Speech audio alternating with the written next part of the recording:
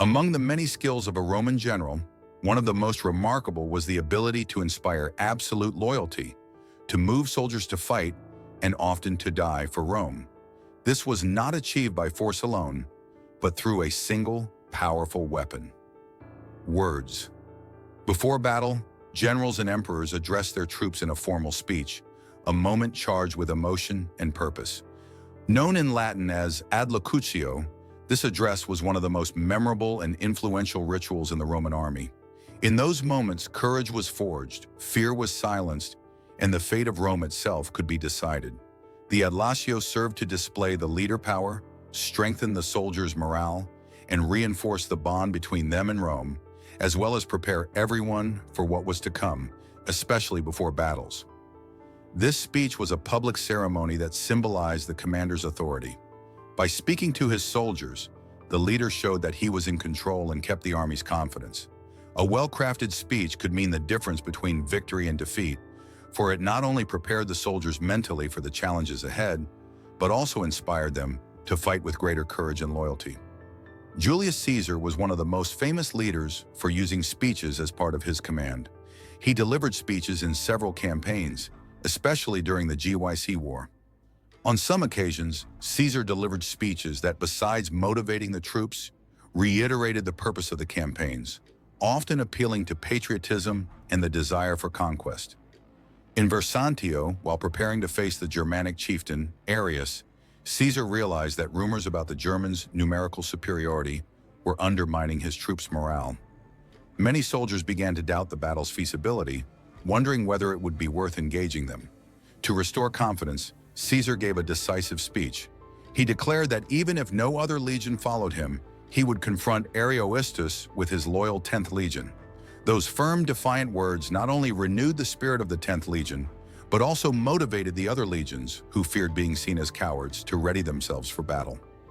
Another example of a great speech occurred during one of General Germanicus' campaigns in Germania, when his troops began to rebel after the death of Augustus.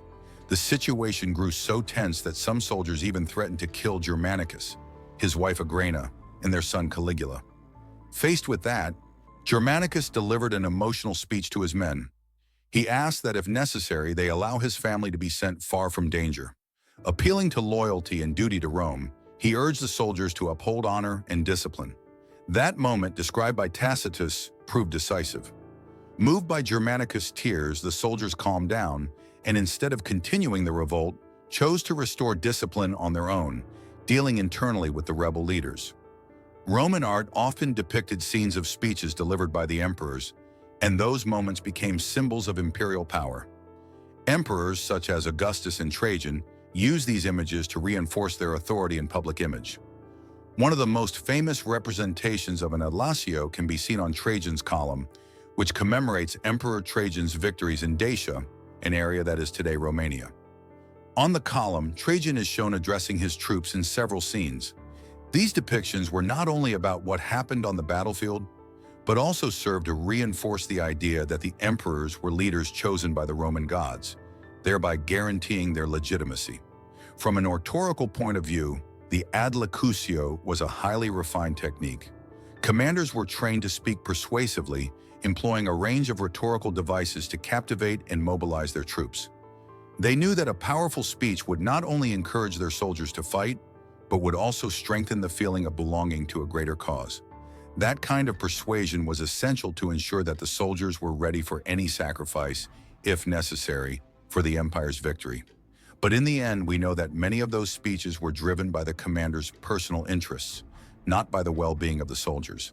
The generals invoked the idea of saving Rome to motivate the troops. But in practice, what they really sought was to consolidate their own political and military power. And of course, the general often stayed safely away from direct danger, while the troops faced the risks on the battlefield, sacrificing their lives for a cause that would chiefly benefit the commander himself.